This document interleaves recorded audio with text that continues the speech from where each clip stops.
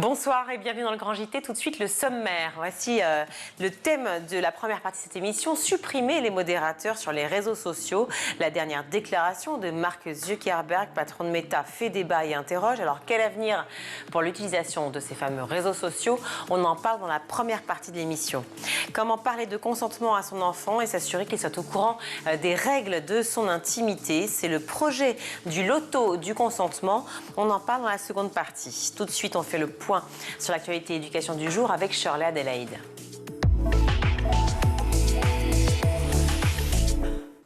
Bonsoir Shirley. Bonsoir Virginie, bonsoir à tous. On ouvre ce journal avec la réaction de la ministre de l'Éducation Elisabeth Borne suite aux menaces de mort proférées par une adolescente du pays de Montbéliard à l'encontre de son professeur d'histoire-géographie.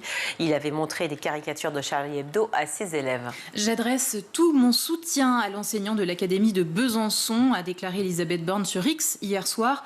Aucune menace contre les professeurs, aucune contestation de la liberté d'expression ne sera tolérée, a rajouté la ministre de l'Éducation dans le même poste. Pour rappel, au lendemain de l'hommage national rendu aux victimes des attentats de Charlie Hebdo, ce professeur a montré à ses élèves des caricatures des 3 principales religions monothéistes ainsi que des caricatures politiques lors d'un cours d'éducation civique. Une semaine après, le 16 janvier, il a eu vent de cette menace de mort et a porté plainte. L'affaire a été immédiatement prise en charge par la justice. L'article 40 a notamment été adressé au procureur, un article du Code de procédure pénale qui oblige tout officier public à saisir sans délai la justice dès lors qu'il a connaissance d'un crime ou d'un délit. Une protection fonctionnelle a aussi été octroyée aux professeurs et un conseil de discipline va prochainement statuer sur le sort de la collégienne concernée. Autre sujet, des modifications du côté du programme d'éducation à la vie affective, relationnelle et sexuelle. Shirley, oui. Quelles sont les nouveautés? Oui, c'est la 3e version déjà de ce programme. Le texte a été corrigé mais conserve sa philosophie initiale. Alors justement, qu'est-ce qui a changé? Le programme d'éducation à la vie affective et relationnelle à l'école, puis à la sexualité au collège et au lycée, reste obligatoire. Mais en guise d'apaisement, il est précisé qu'il n'a pas vocation à se substituer au rôle des parents et des familles des élèves. Autre point, le terme identité de genre qui faisait polémique n'est plus cité que 7 fois versus 17 dans la précédente version. On a aussi retiré la question de l'asexualité, à savoir l'absence d'attirance sexuelle envers autrui. Et la personne intersexe, elle, est mentionnée en seconde et plus en CM2. Ce qui reste intact, eh bien, c'est tout ce qui concerne la lutte contre les violences sexistes et sexuelles, la lutte contre les effets de la pornographie et contre la prostitution précoce aussi, l'apprentissage du consentement, la prévention de l'inceste et les risques liés aux réseaux sociaux sont aussi présents, voire renforcés dans ce nouveau texte. Et malgré ces modifications, eh bien, les critiques continuent de fuser du côté des opposants. Un programme archi-comportemental, archi-moraliste et moralisant, selon Pascale Morinière, la présidente de la Confédération des associations familiales catholiques, interviewée par nos confrères de BFM TV. Le texte sera présenté mercredi prochain, le 29 janvier, aux syndicats et aux associations. Ce sera ensuite à la ministre de l'Éducation, Elisabeth Borne, de trancher. Direction Mayotte à présent, où le passage du cyclone Chido a laissé évidemment des traces dans les paysages et dans les esprits. Surtout 39 morts et plus de 5500 blessés selon le dernier bilan. Oui, et c'est le traumatisme des jeunes, des élèves que les enseignants et les agents éducatifs vont devoir gérer à la reprise des cours lundi prochain. Pour les aider, une formation leur a été dispensée. Ils étaient 140 au lycée Tsara Rano à y assister. Objectif, apprendre l'écoute active, la capacité à mettre des mots sur des émotions, des sentiments, apprendre aussi à recueillir la parole tout en se préservant psychologiquement. On n'est pas des professionnels du médical, mais même si ce n'est pas notre vocation première, dans des moments comme ça, on se doit de se former et de faire au mieux, témoigne Julien Ricou, le principal adjoint du collège de Passamainty à l'est de Mayotte. Toutes les personnes formées seront des référents dans leur établissement respectif. Ils devront ensuite transmettre ces informations à leurs collègues. Quant aux cellules d'écoute mises en place par le rectorat pour le personnel de l'éducation nationale, eh bien, elles seront ouvertes aux élèves à compter de lundi 27 janvier, date de reprise des cours. Dans le reste de l'actualité, 2 personnes ont été tuées, dont un enfant, dans une attaque au couteau dans le sud de l'Allemagne aujourd'hui. Oui, les faits se sont déroulés vers 11h45 dans le parc de Schöntal, dans la commune d'Aschaffenburg, en Bavière. Les victimes, un homme de 41 ans et un petit garçon de 2 ans. Tous les deux ont été mortellement mortellement poignardé. Un suspect a été arrêté par les forces de l'ordre tout près du parc. Il s'agit d'un Afghan âgé de 28 ans. Le motif reste pour l'instant inconnu. L'enquête se poursuit à un rythme soutenu selon la police allemande. Cette attaque au couteau vient s'ajouter à celle survenue en août à Solingen, pas loin de Cologne. 3 personnes avaient été tuées dans un attentat revendiqué par l'État islamique. En juin dernier, c'était un policier qui avait ainsi perdu la vie à Mannheim. Retour en France où les collégiens et les lycéens pourront désormais se rendre sur une plateforme unique pour trouver leur stage d'observation. Plateforme mise en place par l'Éducation nationale. Un élève, un stage, voilà, c'est le nom de ce nouveau site remodelé et lancé hier.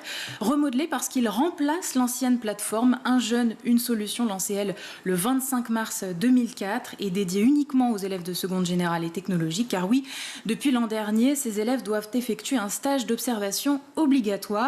Avec un élève, un stage, la nouvelle plateforme, donc, le ministère de l'Éducation nationale entend rassembler toutes les offres de stage proposées à la fois aux lycéens et aux collégiens qui, eux, effectuent des stages d'observation depuis plusieurs années déjà. Autre différence, cette plateforme sera ouverte aux élèves dès le 13 février prochain, soit 4 mois avant le début de leur stage du 16 au 27 juin. 4 mois donc, alors que l'an dernier, elle leur a été accessible en mars seulement. C'était donc 3 mois avant le début des stages et beaucoup n'avaient pas trouvé de place. Pour l'instant, et depuis hier, la plateforme est ouverte aux employeurs, les entreprises, les administrations, les associations peuvent y déposer leur annonce à l'attention des élèves. C'est ensuite donc le 13 février que les familles et les futurs stagiaires pourront donc consulter les offres et candidater. À noter que la signature des conventions de stage se fera directement sur la plateforme et de manière numérique. Espérons donc que les collégiens et les 560 000 lycéens y trouveront leur bonheur. Eux ne sont pas très contents en revanche, les professeurs de ces 2 lycées à Aubenas dans la région Auvergne-Rhône-Alpes, qui pourraient être amenés à fusionner. Ils s'inquiètent d'une possible suppression de postes avec ce projet de rapprochement des lycées Astier et Marcel Gimond, projet voulu par le rectorat de Grenoble pour rendre plus attractive l'offre de formation, plus attractive face à la baisse des effectifs d'élèves dans le bassin d'Aubenas notamment. Hier, après une réunion entre la rectrice de l'Académie de Grenoble et les équipes pédagogiques, c'est toujours le grand flou. Réaction d'un professeur de physique-chimie au lycée Marcel Gimond. Il était au micro d'Ici Dromardèche. Si on mutualise tout déjà, que ce soit pour les agents, que ce soit pour les AED, que les mises en commun au bout d'un moment, enfin on suppose que la mise en commun c'est une mutualisation. Qui dit mutualisation dit on va considérer que finalement il y a des doublons, on va supprimer les doublons et au final c'est de réduire la qualité d'enseignement, c'est de réduire la qualité d'accueil, c'est d'encadrement des élèves. La date de septembre 2026 n'est pas arrêtée pour cette mutualisation potentielle. De nouvelles réunions avec le rectorat sont prévues d'ici là pour continuer de travailler autour de ce projet. Et pour terminer ce mercredi, c'est la sortie en salle d'un biopic on ne peut plus insolite consacré à Robbie Williams. Better Man, vous avez dû croiser les affiches un peu partout, même si vous n'avez peut-être pas tout de suite compris qu'il s'agissait d'un film sur la vie et le parcours du célèbre chanteur britannique, tout simplement parce que le personnage de Robbie Williams est grimé en singe. Alors pourquoi ? Parce que le chanteur s'est toujours considéré comme moins évolué, c'est ce qu'il dit. Après Piece by Piece qui faisait apparaître Pharrell Williams en novembre dernier en Lego, et bien voilà un autre biopic pour le moins original sur la forme, une comédie musicale dans laquelle Robbie Williams assure la voix off, et se raconte avec sincérité, sans négliger ses parts d'ombre. Depuis son enfance modeste, étouffée par un père mégalo, à sa carrière solo, en passant par son succès phénoménal, évidemment, dans le groupe Take That au début des années 90, mais aussi sa dépression et sa consommation de drogue liée au manque d'estime de soi. Bien sûr, vous y entendrez les tubes de Robbie Williams, ses plus grands tubes. On regarde tout de suite un extrait. Faut dire que j'ai toujours été un peu moins évolué. Alors on reprend du début, d'accord ?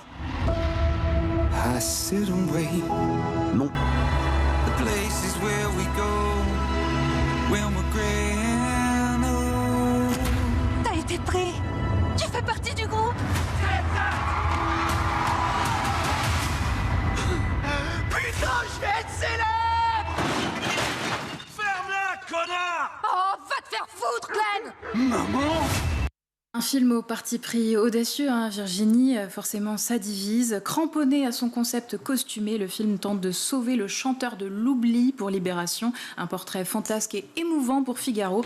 Bon, on vous laisse faire votre propre avis en allant voir peut-être Better Man, réalisé par Michael Gracie, film en ce moment au cinéma. Merci beaucoup Shirley pour ces infos.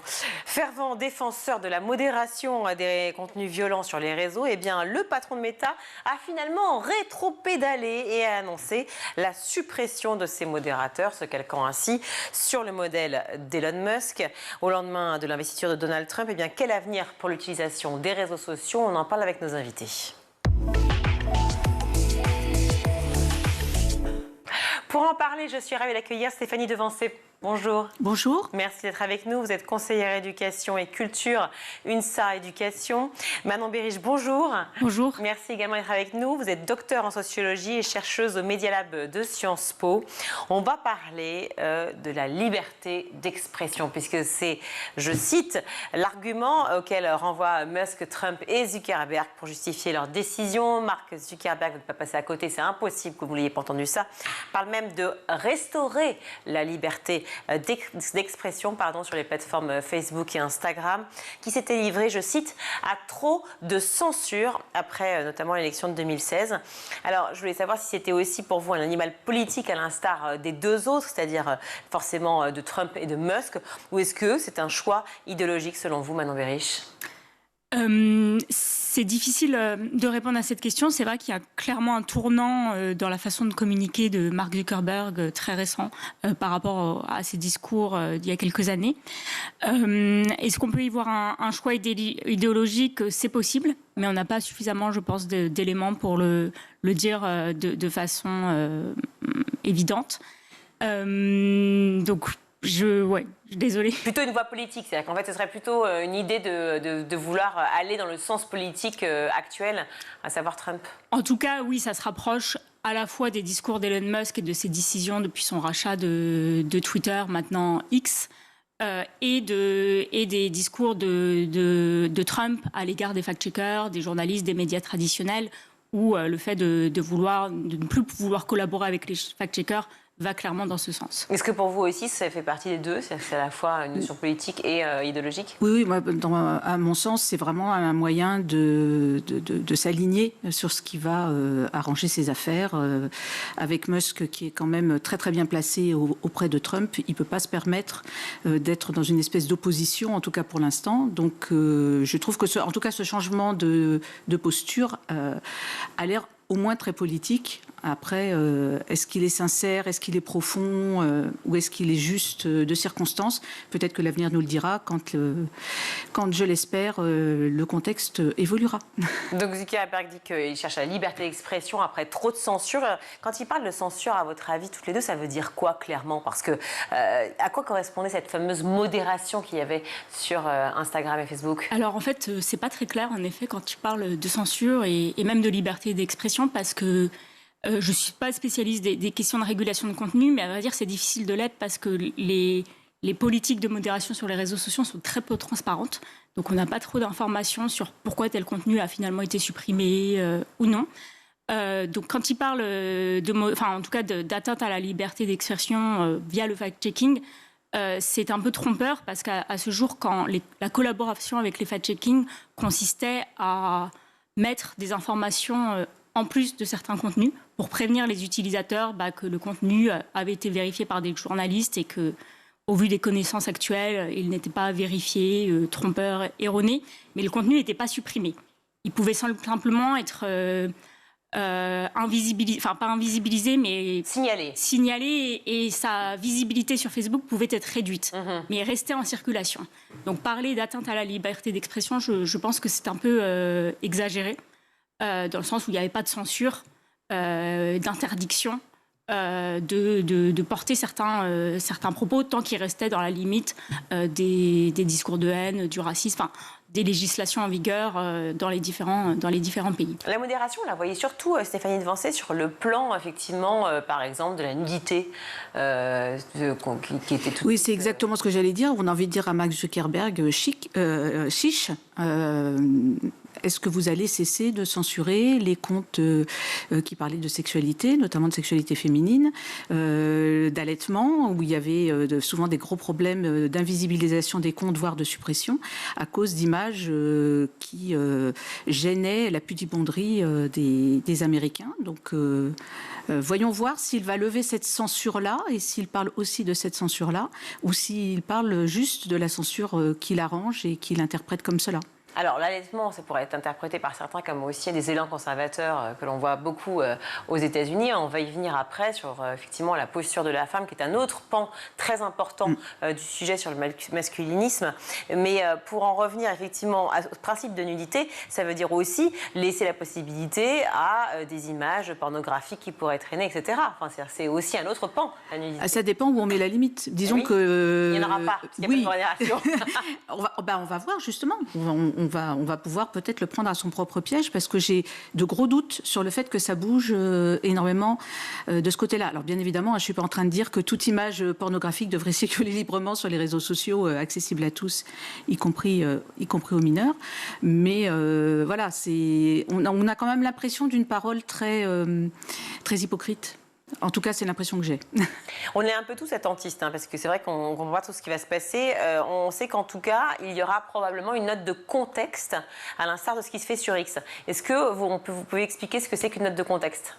Oui, alors je crois que c'est aussi les dispositifs de community management. Donc, c'est-à-dire que la modération passera plutôt par les utilisateurs des réseaux sociaux qui pourront, de leur propre gré, ajouter des informations sur des contenus pour dire, le contextualiser, donner leur avis, etc. L'information à retenir, la citation à retenir, c'est « You are the media now ». C'est-à-dire qu'en fait, c'est les internautes qui eux-mêmes vont modérer et dire « oui, non, peut-être, on ne sait pas ». Exactement. Après, donc c'est ce que X a lancé, je crois, il y a 2 ans maintenant. Ce que Facebook, du coup, veut remplacer le fact-checking par ça. Je pense que ce n'est pas forcément une mauvaise idée. Après, que les utilisateurs participent en fait à la modération de contenu, mais ce n'est pas une grande nouveauté. C'est-à-dire que les utilisateurs d'eux-mêmes, dans les commentaires Facebook, ça arrive que des utilisateurs disent aux autres arrête de dire n'importe quoi, c'est une fake news, regarde cette source, c'est pas vrai. Donc cette modération informelle existe déjà en fait. Et je pense qu'il ne faut pas opposer la modération professionnelle et l'autorégulation par les utilisateurs, que les deux sont complémentaires, que les deux sont utiles. Donc c'est pas donc voilà. Personnellement, moi, je suis pas contre cette idée de community note et de contextualisation, du moment que c'est pas opposé au travail de professionnels qui contribuent aussi à leur façon à restaurer la qualité du débat public. C'est toute la magie de l'anglicisme, c'est que tout d'un coup, quand on dit community note, ça a l'air sympathique. Note communautaire, il y a un peu plus de réserve tout d'un coup. Est-ce que c'est pas aussi ça qui va tout d'un coup se dégager des fameuses notes communautaires ou notes de contexte, puisque ça prend plusieurs noms finalement, se dire à un moment tout le monde va se positionner pour pouvoir influencer encore une fois une prise de position. Alors il va falloir voir comment elles sont mises en œuvre sur Meta, mais sur X elles sont mises en œuvre d'une façon tout à fait intéressante. Je suis d'accord, ça ne remplace pas, mais c'est pas pour autant inintéressant. Sur X en fait, les notes de communauté doivent être validées par un certain nombre de personnes qui on gagne des galons. Chacun peut participer, mais au début on participe, mais pour de faux, en quelque sorte. Et puis au bout d'un moment, quand on a suffisamment validé des notes jugées sérieuses par les autres qui sont plus anciens que nous, on devient apte à valider. Et ces notes doivent contenir des sources fiables. Et ces sources fiables, ce sont justement les journalistes qui faisaient le fact-checking avant. Donc en fait, si c'est bien fait, même si ça ne compensera jamais complètement un travail professionnel, ça peut être extrêmement intéressant. Et là, je reprends ma casquette d'éducatrice et de personnel de l'éducation nationale. Ça peut même être un exercice extrêmement intéressant à faire avec des élèves, suffisamment grands pour être sur ces réseaux, évidemment, donc plutôt lycée, de regarder ces community notes, de voir comment elles sont constituées, de, pourquoi pas, en faire soi-même un exercice. Ça peut être extrêmement intéressant. Et c'est quand même plus visible que les commentaires. Effectivement, dans les commentaires, il y a des gens qui disent c'est n'importe quoi, mais c'est un commentaire parmi d'autres. Si personne ne le fait remonter, là, l'avantage, en tout cas sur Twitter, c'est qu'on voit vraiment la community note de façon très très claire en dessous du message. Pour reprendre, pardon, parce que moi je n'ai pas bien suivi cette histoire de community note, on est d'accord que vous venez de m'expliquer qu'il y a une note qui est notée par une autre note, c'est ça, et qui après est jugée par, à l'époque, des modérateurs. Il y a une note qui en fait reste sous forme de brouillon un certain temps et qui est soumise à des gens qui se sont inscrits pour... Qui sont donc pareils, qui font partie de la communauté Twitter, mais qui ne sont pas été validés, estampillés, modérateurs. Non, mais qui ont fait leurs preuves en fait en amont, en validant des notes qui ont été jugées sérieuses par les précédents. Oui, d'accord, mais enfin, bon, c'est quand même des personnes qui jugent d'autres personnes, etc. Donc une communauté peut juger toujours la même communauté et finalement se faire un élan. Ça peut être un élan politique, hein, c'est pas carrément un parti. Oui, alors, ça peut être instrumentalisé, en effet. C'est-à-dire que plus il y a de monde, plus, en général, il y a des formes d'autorégulation qui garantissent qu'il n'y ait pas d'instrumentalisation. Mais en effet, il y a quelques recherches très récentes qui ont été faites sur ces fameuses community notes sur X qui montrent un biais des utilisateurs qui vont aller plutôt débunker les informations qui vont à l'encontre de leur opinion politique. Donc, par exemple, quelqu'un de gauche, il voit une fausse information de droite, il va avoir plus tendance à le signaler qu'une fausse information de son parti. Ça ne veut pas dire que c'est une mauvaise chose, parce qu'on peut imaginer que s'il y a un vrai pluralisme dans l'audience qui appartient à cette communauté, il y a une forme de vertu qui peut se mettre en place. La forme de vertu dont vous parlez, en fait, c'est l'idée que tout le monde puisse effectivement être soi-même acteur de cette modération. Voilà. Et il faut toujours sourcer. C'est-à-dire que s'il n'y a pas de source ou si la source renvoie vers un blog obscur, la note ne sera de toute façon pas validée. D'accord, sachant qu'on ne sait pas toujours si la source est la bonne aujourd'hui, puisqu'on se retrouve dans la même situation. Oui, c'est ça que je dis que ça a ses limites. Non, mais attendez, c'est un vrai sujet, surtout pour nous, journalistes, vous l'imaginez. C'est un bon exercice. On se pose la question de ce qui va aussi arriver dans nos fameuses tablettes. La censure censurée, c'est aussi ça qui arrive. À l'heure où en France, on se demande justement si on peut rire de tout. On en a beaucoup parlé ces dernières semaines avec le triste anniversaire des attentats de Charlie Hebdo et de l'hypercachère. La voie royale à l'inverse, vers une autre censure, c'est celle de Jeff Bezos, donc patron d'Amazon, je le rappelle, qui est caricaturé à genoux devant Trump dans le Washington Post et qui lui-même en fait est censuré alors qu'il possède ce journal. Donc où va-t-on aller ? C'est une bonne question. Je ne sais pas. Je trouve qu'on est de plus en plus vers de la politique fiction et c'est très difficile de ne pas penser. Alors comment s'appelle ce film où il y a un personnage qui arrive à la tête de son pays.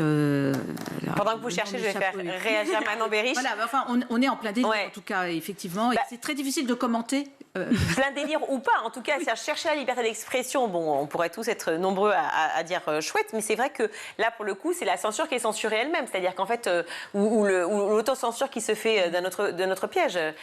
Oui, donc si la question c'est un petit peu où va le monde, oui, c'est pas simple de répondre. Peut-être sur la liberté d'expression, quelque chose, une impression que j'ai depuis quelques années. C'est vrai qu'on peut voir un petit peu des personnes comme Trump, Mark Zuckerberg, Elon Musk, un petit peu se faire les chantres de la liberté d'expression, mais c'est d'une certaine liberté d'expression et qui arrive en réaction à des prises de parole qui viennent de personnes qui jusqu'à présent étaient peu présentes dans le débat public. Donc les femmes, les personnes de minorités étrangères, racisées. Et donc leur défense de la liberté d'expression, c'est un petit peu pour finalement faire taire des personnes qui ont commencé tout juste à prendre la parole. Donc voilà, c'est le seul élément que je peux dire à l'heure actuelle et on verra un petit peu la suite des événements. La semaine dernière, un sondage relayé par France Info affirmait que 2 tiers des Français ne font pas confiance aux médias. 2 tiers, c'est beaucoup quand même.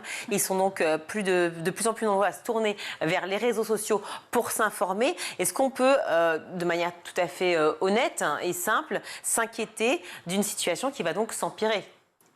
Stéphanie Devancey. Alors j'ai trouvé ma référence, c'est Idiocratie. Très bien. Vraiment l'impression d'être sidéré, même les images qu'on a pu voir de l'investiture de Trump hier font quand même beaucoup penser au film. Alors oui, bien sûr qu'il faut s'inquiéter. Et puis il n'y a pas que les journalistes, il y a aussi toutes les institutions en fait. Bien on sûr. Se retrouve, hein, là je pense à l'institution éducation nationale, mais pas seulement, hein, la santé publique aussi, les politiques, etc. On se retrouve dans des situations où les gens ne savent plus à qui faire confiance et moi-même, je m'informe sur d'autres sources parce qu'il y a des moments où je me dis... voilà. Et après, comment choisir ses sources, comment croiser les informations. Alors, c'est compliqué. Les jeunes, justement, les jeunes avaient tendance à se tourner vers d'autres sources, en l'occurrence les réseaux sociaux, en disant, justement, c'est toujours la même chose qu'on voit sur les médias, donc il faut qu'on aille chercher l'information ailleurs. Et évidemment, bien sûr, on le fait tous et pourquoi pas. La seule chose, c'est que est-ce qu'il risque d'avoir justement un effet inverse de ces jeunes qui vont se dire, finalement, même les réseaux, finalement, et d'ailleurs certains quittent les réseaux, il y a plein de mouvements qui ont été lancés. Donc, est-ce qu'il va y avoir un retournement, un changement de cap aussi vis-à-vis des jeunes ? Oui, j'ai beaucoup d'éléments sur votre précédente question et celle-là. Donc c'est vrai qu'on constate, et notamment en France, une défiance importante à l'égard des médias et des institutions publiques, des hommes politiques. Faut pas opposer, je pense, médias traditionnels et réseaux sociaux, dans le sens où sur les réseaux sociaux, finalement, ce qu'on voit, il y a aussi des informations qui viennent des médias traditionnels.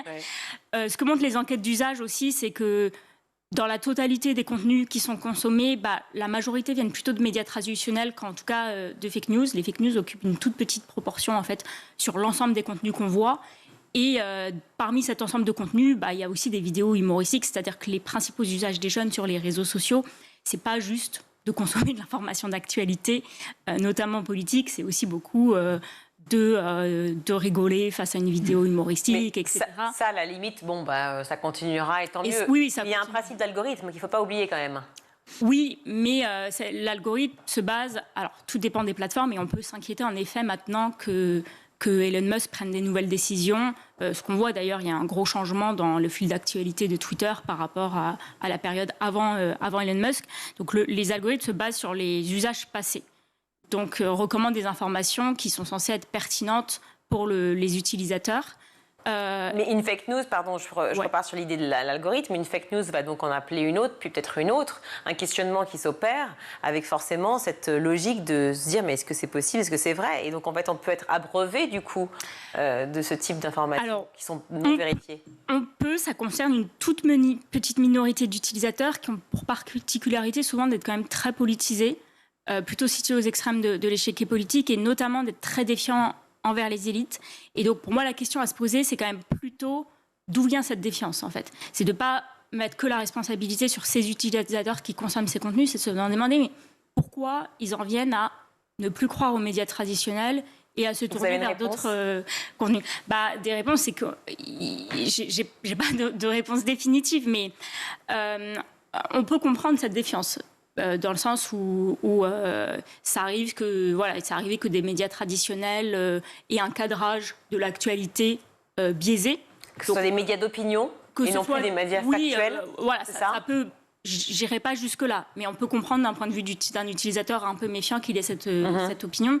Et surtout à l'égard des institutions et plutôt des personnalités politiques, on peut comprendre, en tout cas dans le contexte français, une certaine défiance à l'égard des discours. Notamment, on l'a vu pendant la pandémie du Covid-19, où il y a pu avoir des erreurs qui ont été faites de la part de personnalités publiques et qui ne se sont pas forcément revenus sur ces erreurs et qui ont pu nourrir une défiance des publics. Vous partagez ce point de vue ? Ah oui, je trouve qu'on a vraiment une grosse responsabilité dans le fait de ne pas être capable de dire « je me suis trompée ».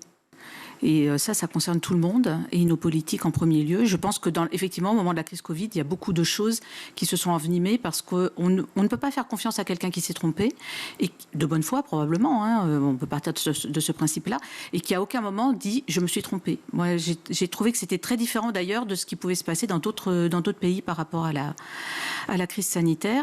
Et je pense que la meilleure arme contre ça par rapport à nos jeunes, c'est de les outiller eux-mêmes pour se faire une opinion et pour chercher. Ils sont intelligents, ils ont des capacités d'esprit critique. Il ne faut certainement pas prendre les jeunes et même pas les enfants d'ailleurs pour des naïfs. Parfois, ils sont moins naïfs que plein d'adultes. Et ils aiment bien mener l'enquête, chercher, creuser, essayer de prouver leur a priori. On peut faire des équipes en classe, on peut faire des tas d'exercices. On peut aussi, si on n'a pas le temps, si on est un professeur complètement débordé par son programme, quand quelque chose arrive comme ça, dire je vais chercher de mon côté, vous cherchez de votre côté, on en reparle la semaine prochaine. Chacun arrive avec ses arguments, avec ce qu'il a trouvé. Ça peut même être ludique. Mener l'enquête, c'est quelque chose qui plaît à beaucoup de gens et à beaucoup de jeunes. Donc, il ne faut pas hésiter à le faire, et c'est dans les programmes. C'est dans les programmes, mais ça veut aussi dire peut-être proposer des formations, peut-être pour les professeurs, pour les enseignants, pour pouvoir aborder réellement ce sujet. Alors là, on va avoir un problème avec les crédits de formation qui fondent comme neige au soleil. Malheureusement, comme pour plein d'autres sujets, on va être surtout sur des professeurs qui ont envie de s'emparer de la question et qui vont se former sur leur temps libre et sur leur denier quand ce sont des formations payantes. On arrive souvent toujours au même problème. Malheureusement. On parlait évidemment des réseaux sociaux, de ce que l'on retrouve sur les réseaux sociaux. Alors, les contenus drôles ou etc., bon, c'est une chose. Faux ou pas faux, mais c'est une chose. Après, il y a effectivement l'actualité, le fact-checking, donc les faits vérifiés. Et puis, il y a aussi toute cette violence qui est traduite sur les réseaux sociaux et que l'on retrouve. Est-ce que, eh bien, du coup, on peut craindre qu'il y ait aussi une version beaucoup plus violente, de manière générale, dans les images, dans la façon de parler, etc., que l'on va retrouver dans tous les réseaux sociaux qu'on connaît, que ce soit TikTok, Instagram, X et autres? Dans tous, pas forcément, tout dépend des personnes à leur tête et des décisions qu'ils ont prises en termes. Voilà. A priori, c'est un peu racheté par les mêmes quand même. En effet, là, on peut avoir des raisons de s'inquiéter. Après, quelles que soient les personnes à la tête des réseaux sociaux, quels que soient les réseaux sociaux dont on parle, chaque réseau, il ne faut pas voir les réseaux sociaux comme un tout homogène. Dans le sens où, notamment sur Facebook, on a vraiment différents espaces, en fait. On a les groupes, les pages publiques, les espaces de conversation en privé. Et au sein des groupes Facebook, il y a différents types de groupes. Il y a des groupes qui sont vraiment dédiés à discuter de politique, d'autres qui sont plus généralistes, etc. Donc, je pense que c'est important d'avoir ce cadre d'analyse qui n'est pas de voir Facebook vraiment comme juste une instance, un espace public homogène, et plutôt de s'intéresser aux différents espaces de conversation. Et au sein de Facebook, moi, dans ma thèse, j'ai pu enquêter un petit peu, distinguer ces différents espaces et voir qu'il y a des espaces où ça fonctionne. Dans le sens où il y a des débats, il y a de la contradiction qui peut arriver. Oui, rassurez-nous. Voilà, ça peut fonctionner. Ça continue. Et d'autres où, en effet, ça ne fonctionne pas, il y a des discours de haine, etc.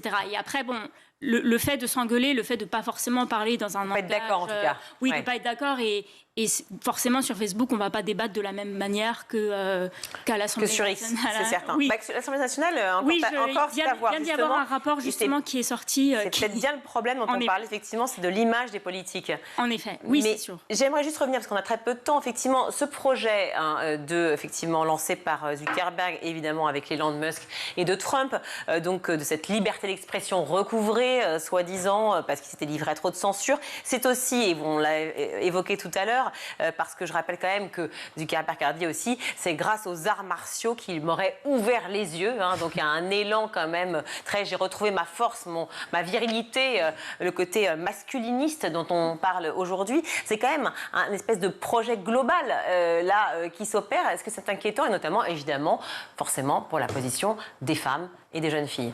Question peut-être, Stéphanie Lancet. Oui, évidemment que c'est inquiétant. En même temps, c'est totalement raccord avec ce qui se passe aux États-Unis en ce moment. Donc, on peut aussi penser que Mark Zuckerberg se plie à ce qui est tendance en ce moment. Pour raisons économiques, a priori. Voilà, pour tirer son épingle du jeu. Mais oui, on peut évidemment s'inquiéter de cette radicalisation réactionnaire, on va dire ça comme ça. Sur le rôle de l'homme et de la femme, et aussi sur toutes les tendances par rapport au masculinisme et au féminisme qui touchent aux spiritualités New Age et aux choses comme ça, qui rentrent de plus en plus dans notre société et qui s'infiltrent dans les écoles, avec cette espèce d'idée que chacun aurait sa place, son pouvoir, mais bien sa place. Et cette idée qu'il faut s'emparer du masculinisme, tout comme cette idée qu'il faudrait s'emparer de son féminin sacré, ça peut glisser sur des pentes malsaines.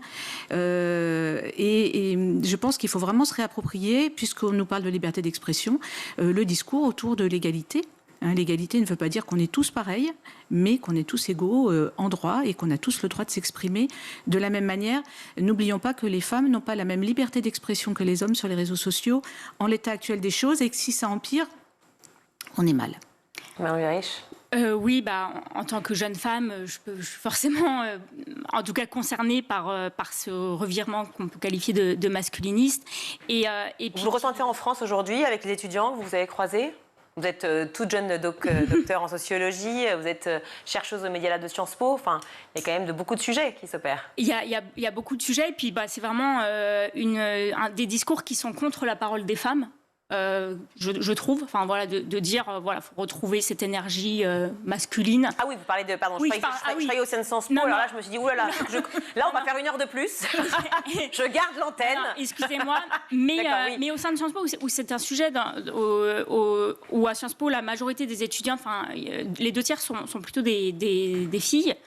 Mais c'est vrai que dès qu'on travaille sur les questions du numérique, ou il y a un peu un paradoxe qui reste très présent dans l'enseignement supérieur, c'est la majorité des chercheurs, des professeurs, c'est des hommes. De même que dans les filières littéraires, il y a plus de jeunes femmes au tout début en licence, en master. Dès qu'on passe au niveau doctorat, il y a une déperdition en termes de proportion de femmes, et dès qu'on passe au poste à responsabilité, on retrouve plus d'hommes. Et je rebondis sur ce que vous disiez sur la présence des femmes sur les réseaux sociaux, où en termes d'utilisateurs, c'est à peu près, la parité est respectée. Globalement, sur Facebook, il y a 50% d'hommes, 50% de femmes. Il y a même légèrement plus de femmes. Mais c'est vrai que si on regarde qui parle, qui prend la parole, les femmes peuvent être moins nombreuses, et surtout, elles vont être beaucoup plus sujettes, il y a vraiment de nombreuses enquêtes qui montrent, au discours de haine, et notamment les femmes journalistes sont beaucoup ciblées. Et à l'invisibilisation des femmes de manière générale, que l'on retrouve dans beaucoup de pays encore aujourd'hui, faut-il le rappeler. Merci à vous deux. J'aurais aimé continuer cette discussion, mais nous n'avons plus le temps. Stéphanie Devancey, conseillère éducation et culture à UNSA Éducation, merci d'être venue sur le plateau du Grand JT. Manon Virich, merci également, docteur en sociologie et chercheuse au Media Lab de Sciences Po. Merci beaucoup. On marque une courte pause, on se retrouve tout de suite. Le 24 janvier, à l'occasion de la Journée internationale de l'éducation, School TV vous propose une programmation spéciale placée sous le signe de l'égalité des chances. Dès 6h30, rendez-vous dans la quotidienne présentée par Emmanuel Davidenkoff. Il accueillera Charles Gardou, anthropologue et professeur spécialiste du handicap. Ensemble, ils aborderont la question essentielle de l'inclusion à l'école. À 9h, dans le MAG, Patrice Boisfer recevra Moussa Kébé, fondateur d'Espoir Jeunes, une association qui œuvre pour le développement personnel et l'engagement citoyen des jeunes des quartiers populaires. À 12h30, place à la parité dans l'école du futur. Philippine Dolbeau interrogera ses invités sur la place des filles dans la tech, un enjeu crucial pour les générations à venir. Et enfin, à 20h30, ne manquez pas le Grand JT avec Virginie Guillaume. À ses côtés, Philippe Mérieux, chercheur en sciences de l'éducation, dressera un état des lieux de l'égalité des chances dans l'éducation. School TV, imaginons ensemble l'école de demain.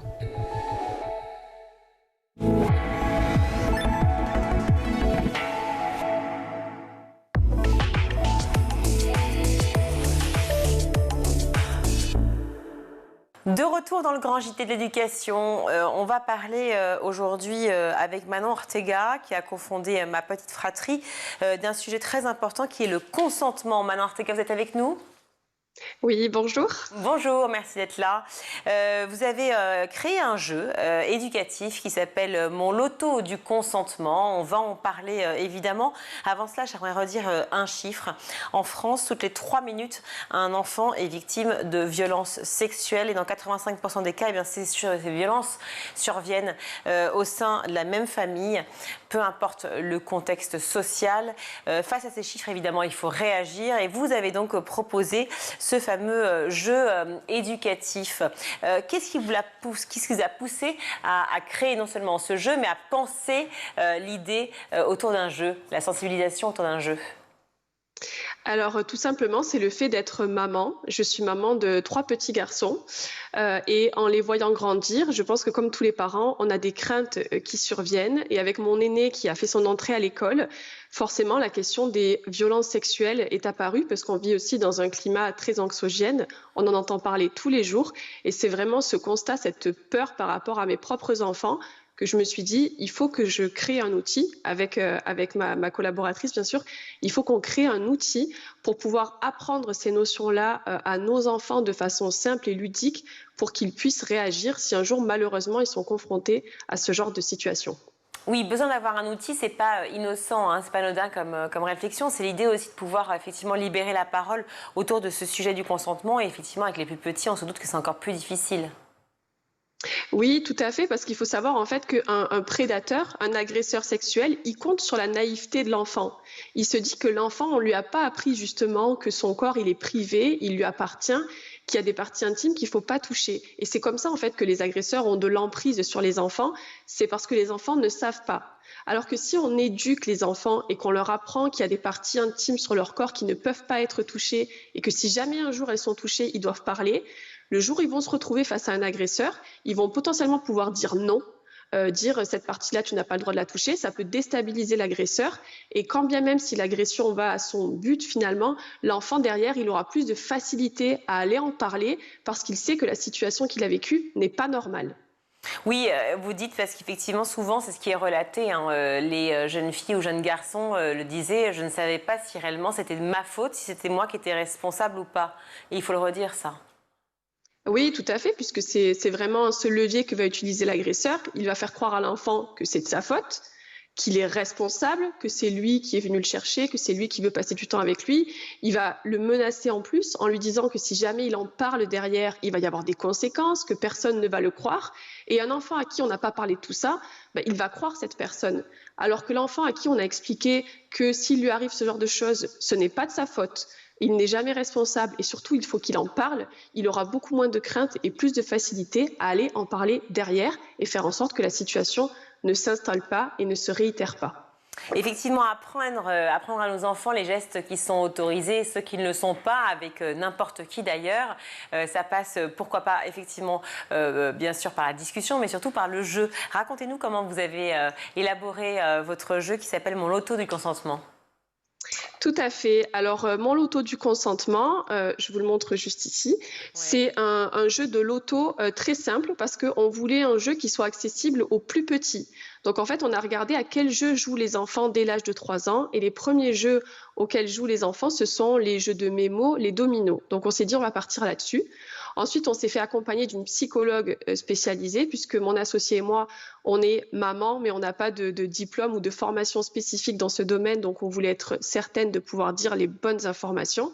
Donc, on a travaillé avec une psychologue spécialisée dans la prévention des violences sexuelles pour les enfants et on a créé ce jeu qui est donc constitué de 5 planches. Je vais vous en montrer une juste ici.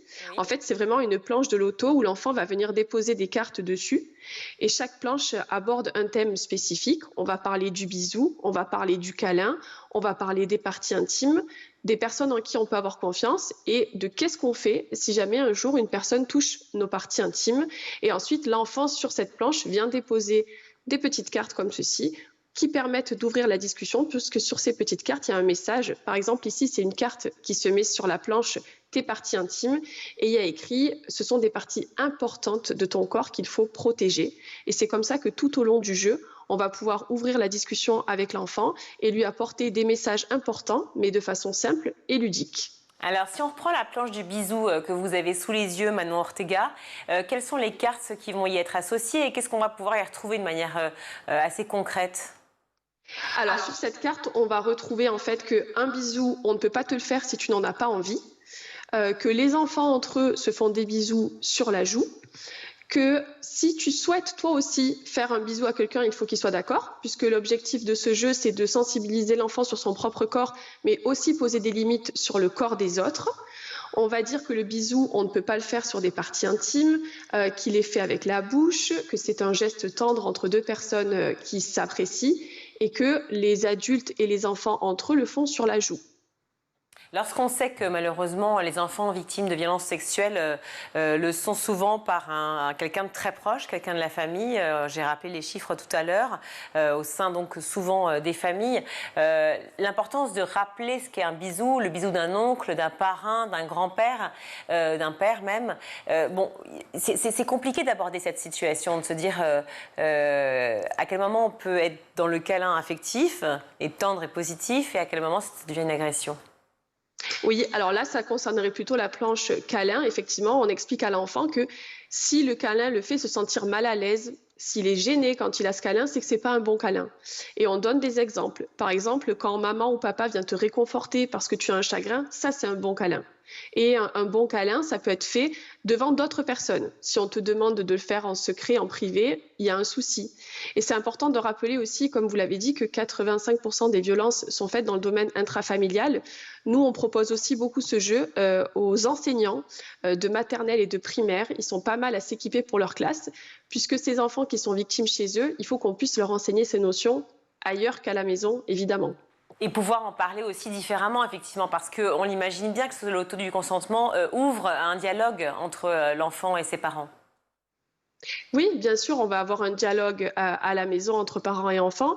Et après, on peut avoir aussi un dialogue à l'extérieur avec d'autres personnes. À l'école, ça va être un dialogue instauré de façon différente, puisqu'on va aussi parler de la vie en communauté. Souvent, les enfants à l'école, ils vont aller se toucher dans des endroits appropriés, mais juste parce qu'ils ne savent pas qu'il ne faut pas le faire. Donc, si jamais cette situation arrive, le jeu, ça peut être un bon moyen de pouvoir parler de ce qui s'est passé. Et ça peut être aussi un bon moyen de prévention en début d'année, quand on a une nouvelle classe, de poser les bases et de dire voilà, chacun a son corps, on respecte le corps de chacun, on demande l'autorisation. Il y a des zones qu'on ne peut pas toucher et même si on veut toucher n'importe quelle partie du corps de façon globale, il faut toujours demander l'autorisation aux petits camarades d'en face. En cas d'agression, est-ce qu'il y a une planche qui a été faite pour ça, pour justement développer la parole ? Oui, donc c'est la carte, la planche « Une personne touche tes parties intimes ». Et là, on va expliquer clairement à l'enfant qu'est-ce qu'il faut faire. Si tu peux, tu dis non. C'est la première chose à faire. Si ton non n'est pas respecté, tu vas crier. Si tu peux, tu t'en vas en courant très loin de cette personne et surtout, tu vas en parler à quelqu'un immédiatement. Et ensuite, on rappelle à l'enfant que même si la personne lui a demandé de garder ça secret, ça ne doit pas rester un secret. Il faut en parler. Que d'en parler, ça va permettre à ce que des adultes te protègent et que tu n'aies pas à revivre cette situation.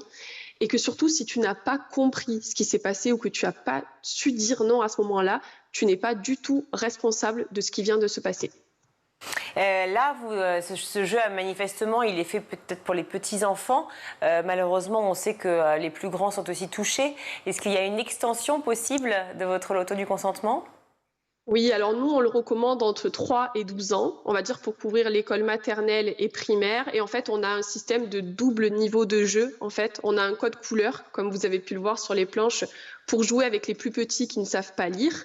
Et pour les plus grands, comme ça peut être un peu simple de jouer avec les couleurs, on suggère en fait de leur lire uniquement les messages qui sont sur les petites cartes et à eux de trouver à quoi ça correspond. Est-ce que je suis en train de te parler du bisou? Est-ce que je suis en train de te parler du câlin? Est-ce que je suis en train de te parler de tes parties intimes? Pour complexifier un peu le jeu et qu'il soit plus intéressant pour les enfants un peu plus grands.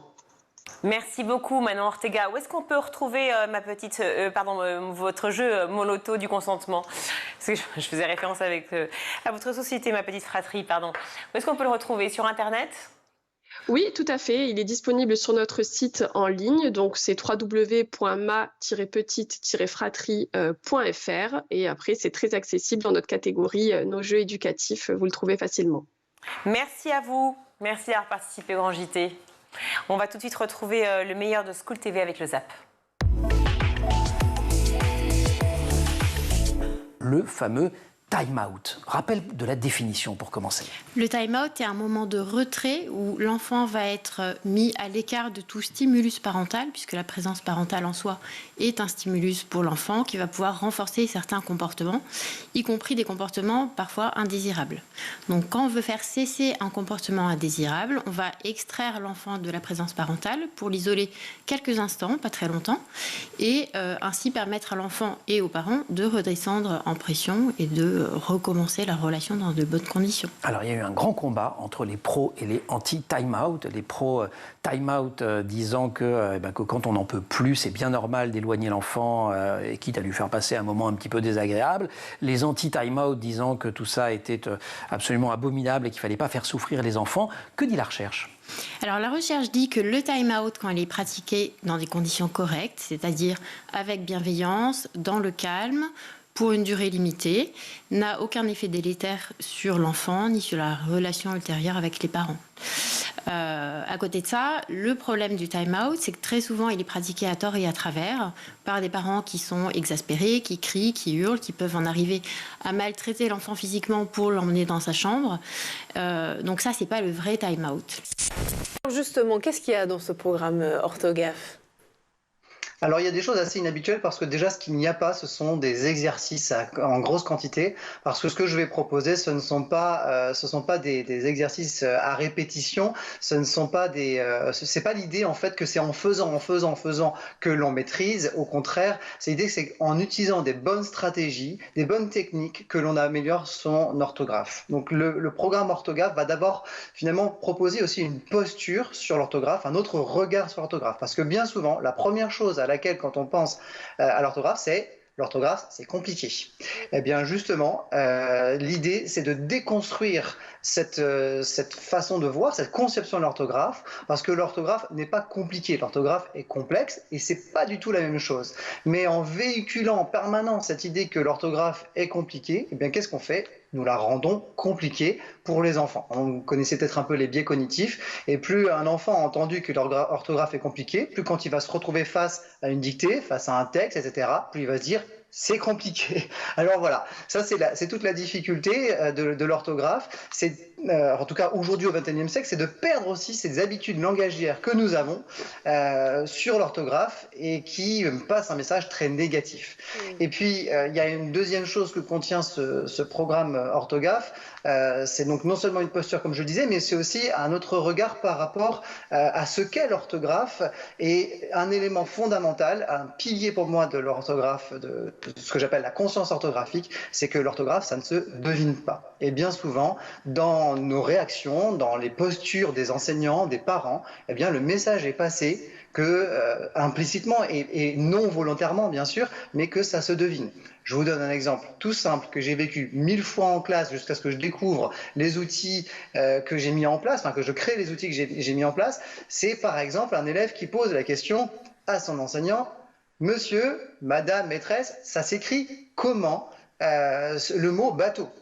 Et réponse de l'adulte très fréquente: c'est simple, ça s'écrit comme ça s'entend. Eh ben non, bateau ne peut pas s'écrire comme ça s'entend, parce qu'il y a 1000 façons d'écrire le mot bateau si on applique simplement les règles phonologiques de la langue française, tout simplement. Voilà, donc ça c'est vraiment une difficulté. Si on devait résumer en chiffres, avoir quelques chiffres clés concernant la restauration scolaire grâce à votre rapport, il faudrait retenir quoi, s'il vous plaît? Alors d'abord, je voulais aussi dire que, par exemple, s'agissant de la fréquentation, il n'y avait pas eu de chiffres publiés sur le collège. Et sur le collège, il n'y avait pas eu de chiffres publiés depuis la fin des années 90. Donc il n'y a pas de suivi statistique de la fréquentation de la restauration scolaire. Je trouve ça dingue. Et bien nous aussi. Et du coup, on y a répondu. Et dans ce rapport, il y a tout un chapitre qui est dédié à une analyse statistique assez précise de la restauration scolaire, à la fois à l'école, et ça c'est grâce à l'INED qu'on a pu le faire, et à la fois au collège et au lycée, grâce aux données de l'ADEP, qui collecte les données pour compter le nombre d'élèves qui sont scolarisés, tout simplement, et qui du coup nous a fourni les données qui nous a permis de faire cette analyse statistique. Précieuse, Et alors du coup, pour vous répondre, en fait, c'est à peu près, on va dire, les 3/4 des enfants, si on mélange toutes les tranches d'âge, à peu près les 3/4 des enfants qui fréquentent la cantine scolaire. Mais il y a de grandes hétérogénéités, par exemple, s'agissant du collège, entre le public, le privé et les établissements classés REP, REP+, parce que quand on regarde l'évolution, on voit qu'il y a une augmentation assez sensible dans le privé. Donc la fréquentation de la cantine au collège augmente beaucoup dans le privé. Elle est plutôt stable dans le public, mais elle est plutôt en baisse dans les REP, REP+, qui nous a beaucoup interrogés. Et puis il y a une grande hétérogénéité sur le territoire. On voit que par exemple, évidemment, dans les zones rurales, tous les enfants vont à la cantine, parce qu'il y a pas de possibilité de faire autrement, alors que dans les grandes agglomérations, et par exemple Paris, le taux de fréquentation est beaucoup plus faible, parce que bien sûr, il y a des possibilités d'alternatives, soit déjeuner à l'extérieur, soit rentrer au domicile.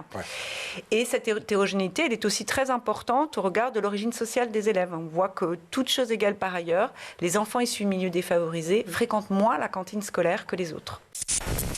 Autre sujet inflammable qui est abordé dans le bouquin, la tétine.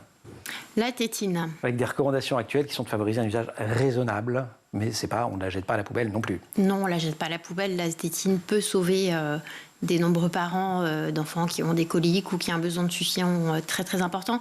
Après, la tétine a été accusée de nombreux maux, en particulier d'altérer les capacités d'empathie de l'enfant, ce qui repose sur des études quand même extrêmement anecdotiques qui n'ont pas été confirmées et réalisées là encore dans un modèle expérimental qui n'a rien à voir avec la vraie vie, puisqu'il s'agit de photos de bébé, d'un bébé unique, présentées à différentes femmes avec la bouche cachée ou non par une tétine. Donc une photo, par définition, c'est plat, ça pleure pas, ça bouge pas les bras et les jambes, voilà. Donc il faut faire très attention à ça. Donc il y a cet aspect de l'empathie qui est absolument pas confirmé ni fondé, et il y a aussi la question des troubles de la parole. Les recommandations actuelles sont tout à fait raisonnables, c'est-à-dire limiter peut-être la tétine au temps de câlin et de repos, limiter son usage en journée pour que l'enfant puisse quand même s'exprimer. Mais à l'heure actuelle, les troubles de la parole sont une problématique qui est très complexe, qui fait intervenir des questions physiologiques au niveau des organes phonateurs, qui fait intervenir le cerveau. Donc la tétine est un élément là-dedans, mais il est juste un élément et elle n'a pas de responsabilité prépondérante dans les troubles de la parole. Un autre décalage qui m'a paru très intéressant aussi, Guillaume, dans certaines de vos prises de parole, c'est ce lien que vous faites, lien direct entre les lacunes en orthographe et la perte de confiance en soi. Pourquoi l'écrit est-il tant à l'image justement qu'on a de soi ? L'écrit parle de nous, c'est vrai, on peut le comprendre assez aisément. Quand j'écris, je m'exprime, je parle de moi, je montre une facette de moi. Et puis, il y a en fait un inconscient collectif très très fort. C'est ça qu'il faut comprendre aujourd'hui par rapport à l'orthographe et par rapport à l'enjeu de l'apprentissage de l'orthographe. C'est que finalement, quand j'écris, j'ai derrière moi, j'ai dans mon inconscient, cette idée que l'orthographe, c'est quelque chose qui me définit en tant que personne douée, en tant que personne intelligente, faisant partie d'une certaine classe sociale. Et oui, il faut remonter jusqu'au début du XVIIIe siècle pour comprendre que l'orthographe, pour découvrir que l'orthographe, en fait, elle a été créée dans le but de faire la séparation, de pouvoir percevoir les gens qui étaient des gens intelligents, des gens instruits, et puis les distinguer des gens qui étaient ignorants et qui n'avaient pas de connaissances. Donc finalement, dans notre inconscient collectif, cette réalité, elle est là. C'est que l'orthographe fait la différence entre les gens de savoir et les gens ignorants. Voilà pourquoi l'orthographe, très clairement, quand j'écris, je suis finalement un peu en stress sans m'en rendre compte, parce que ça parle de quelque chose de très, très profond concernant les personnes. Alors c'est quoi la PARS ? Alors la PARS, c'est aussi un dispositif de soutien de l'État à la tarification sociale de la cantine scolaire. C'est prestation d'aide à la restauration scolaire. C'est ça.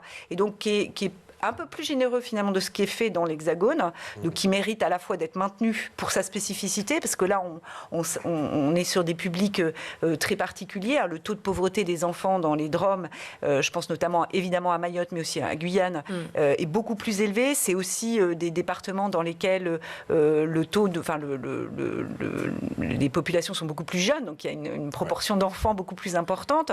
Donc les besoins en politique publique sont bien là. Je voudrais juste rappeler qu'à Mayotte, on est loin de la cantine scolaire. On est surtout sur des collations avec des populations d'enfants qui ne mangent pas à leur faim sur le territoire français. Qu'est-ce qu'on appelle une collation du coup dans votre langage économique? C'est pas un repas chaud. C'est un sandwich, quoi. Voilà, c'est un petit sandwich. Sur un petit, Et donc là, par ailleurs, au passage, l'éducation nationale n'est pas assurée à Mayotte, parce que vous savez que les enfants ne sont pas scolarisés toute la journée, pas à temps plein.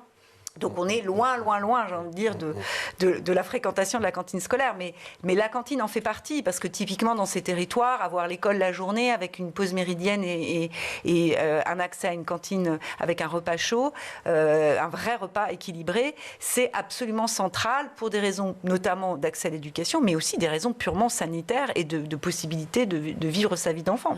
Voilà, c'est la fin de ce grand JT. Merci à vous tous de nous avoir suivis. À la réalisation aujourd'hui, le tout jeune marié Mani Pézèche, à qui je souhaite beaucoup de bonheur, ainsi qu'à son épouse. Au son, Saïd Mamou. Au maquillage, Laure Audemont. Laura Girard et Emma Ferret à la rédaction. Merci également, Shirley, Adélaïde, pour ce JT. On vous retrouve très vite, je l'espère. La semaine prochaine. Parfait, j'ai noté. Merci à tous. Bonne soirée et à demain. Ciao.